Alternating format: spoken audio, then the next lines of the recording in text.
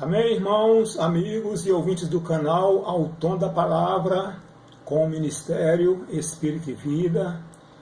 Meu nome é Antônio Mendes, sou servo de Cristo Jesus e a intenção desse canal é divulgar, difundir a Palavra de Deus, que é Espírito e Vida.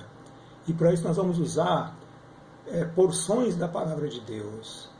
E a porção separada para hoje com base no Evangelho de João, capítulo 8, versículo 12, que diz assim: De novo lhes falava Jesus, dizendo: Eu sou a luz do mundo. Quem me segue não andará nas trevas, pelo contrário, terá a luz da vida. Reparem que Jesus ele disse que ele é a luz do mundo e a luz da vida. Então aqui mostra que existe uma diferença entre ser a luz do mundo e ser a luz da vida. Lá em Gênesis, capítulo 1, no versículo 3, fala de uma luz que é uma luz difusa, né? A terra estava sem forma e vazia, havia trevas sobre a face do abismo. Então Deus disse: haja luz e houve luz. Essa luz do primeiro dia é uma luz que ela expôs a condição da terra. A terra estava danificada e as trevas não permitiam que se visse nada. Então, quando essa luz veio, a luz do primeiro dia, pôde-se perceber que a terra foi danificada. O motivo a gente vai ver numa outra porção da Bíblia.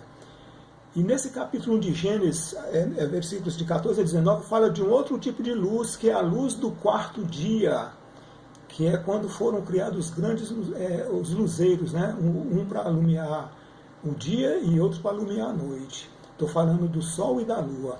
Então o sol, que é o grande luzeiro, foi criado no quarto dia, é uma luz concreta. É uma luz que é diferente da luz do primeiro dia, é uma luz que gera vida.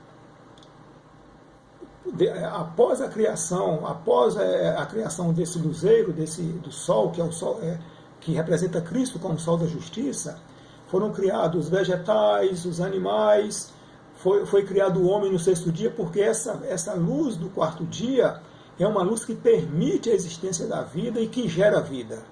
Então são luzes diferentes, a luz do primeiro dia como a luz do quarto dia.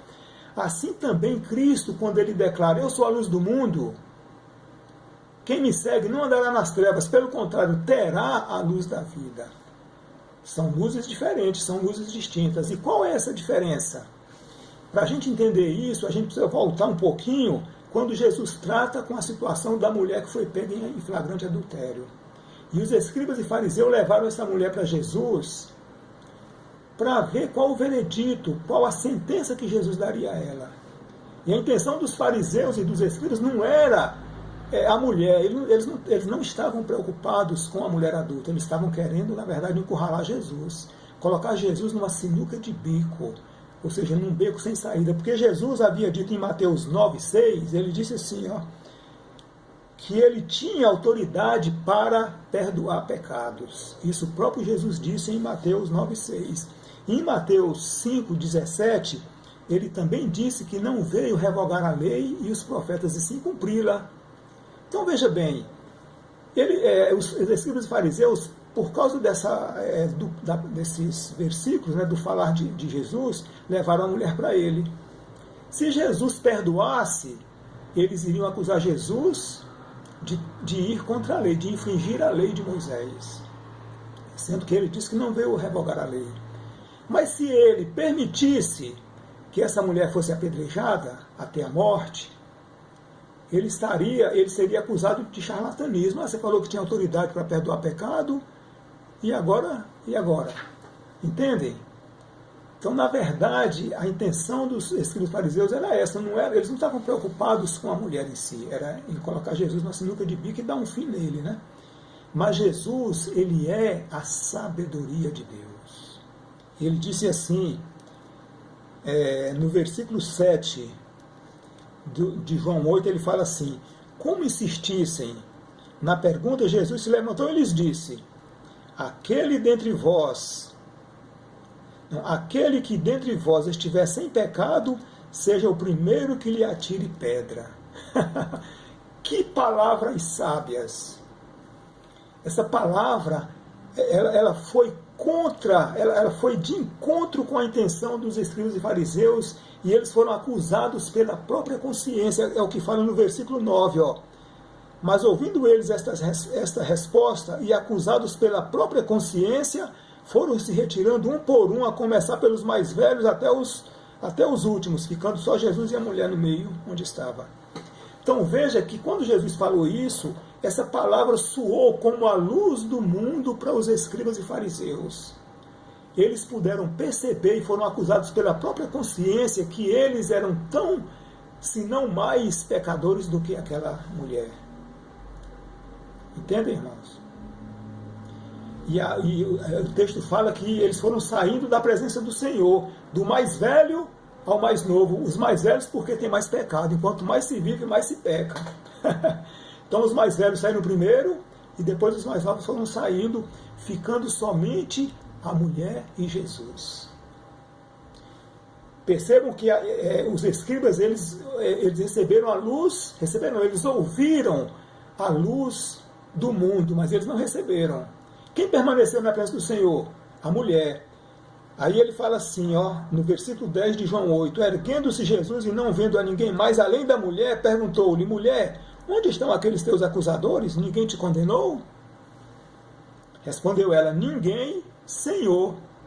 Ora, quando ela fala ninguém, Senhor, ela já reconhece Jesus como sendo o seu Senhor. E Senhor, a tradução dessa palavra Senhor é dono. Ou seja, ela viu em Jesus o seu dono. Não, Senhor, não, meu Senhor. Ninguém. Aí ele então disse assim, nem eu tampouco te condeno, vai e não peques mais. Belas palavras, né?